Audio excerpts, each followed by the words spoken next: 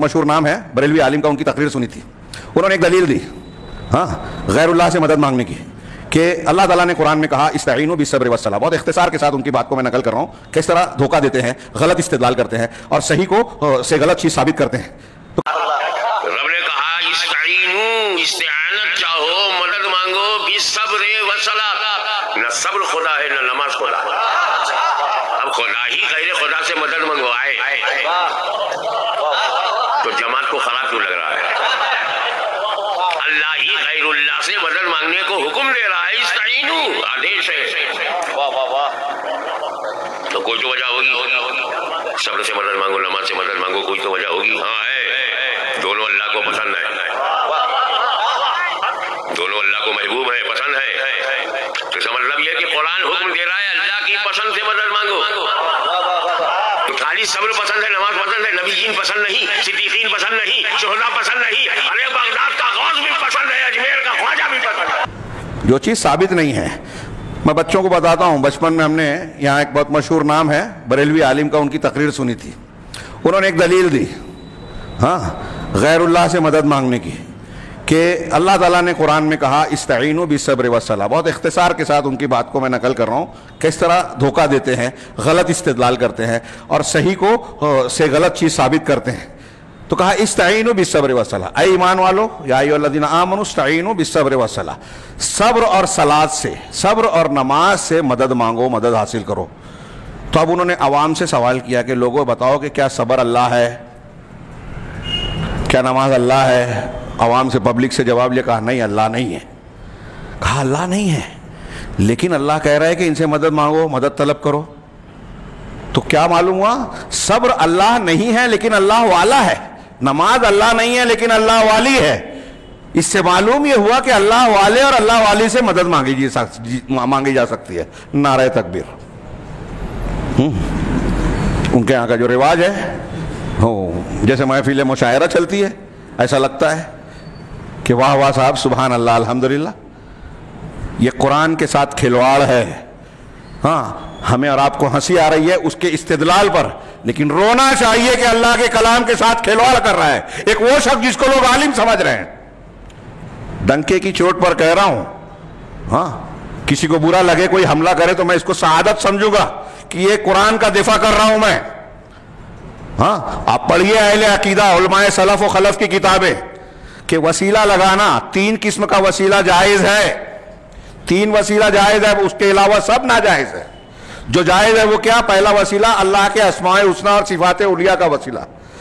دلیل بہت سی ہیں. ایک دلیل قرآن کی آیت ہے وَلِلَّهِ الْأَسْمَاءُ الْحُسْنَى فَادْعُوهُ بِهَا. اللہ کے بہترین نام ہیں، اچھے نہیں، سب سے اچھے، بہترین.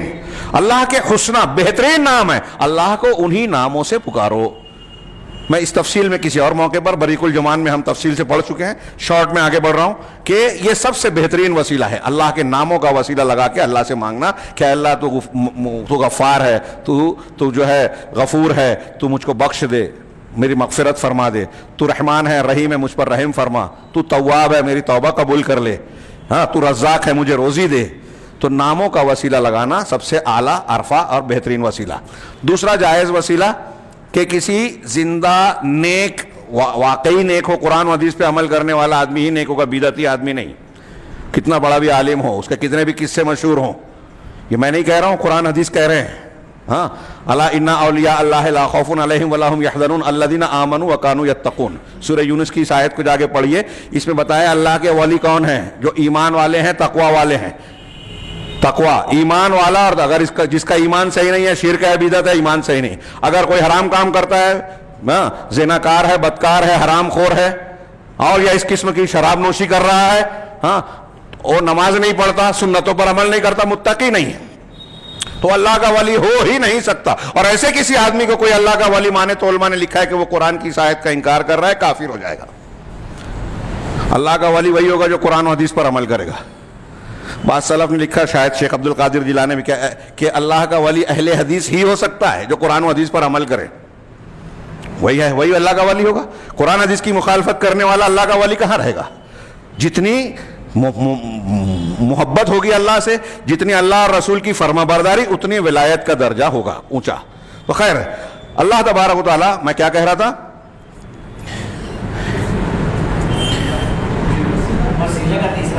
ہاں، وسیلے کی قسمیں. وسیلے کی دوسری قسم ہے کہ نیک صالح زندہ آدمی سے دعا کروانا، حاضر میں، غائب میں نہیں. ہاں، جو قادر ہو دعا کرنے پر، ہاں، جو دعا کر سکتا ہو، زندہ ہو، اس سے. اور یہ جو کسی سے ہم کہتے ہیں نا، جو مثال دیتے ہیں کہ بھئی عورت سے ہم روٹی پکواتے ہیں تو یہ وسیلہ ہے، ایسی چیزوں کو شرعی وسیلہ نہیں کہتے. جو وسیلہ دنیا میں چلتا ہے کہ جس کی ہم طاقت رکھتے ہیں، جو ہمارے بس میں ہے اور کر سکتا ہے آدمی، یہاں نہیں کہا جائے گا کہ یہ عبادت ہے.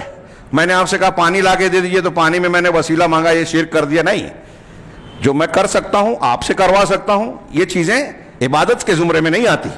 تو خیر، نیک صالح زندہ آدمی سے دعا کرنا، مرنے کے بعد نہیں، یہ اس کی غیب کی حالت میں نہیں، اس کی شخصیت اور جاؤ مرتبے کے سے نہیں، اس سے دعا کروانا.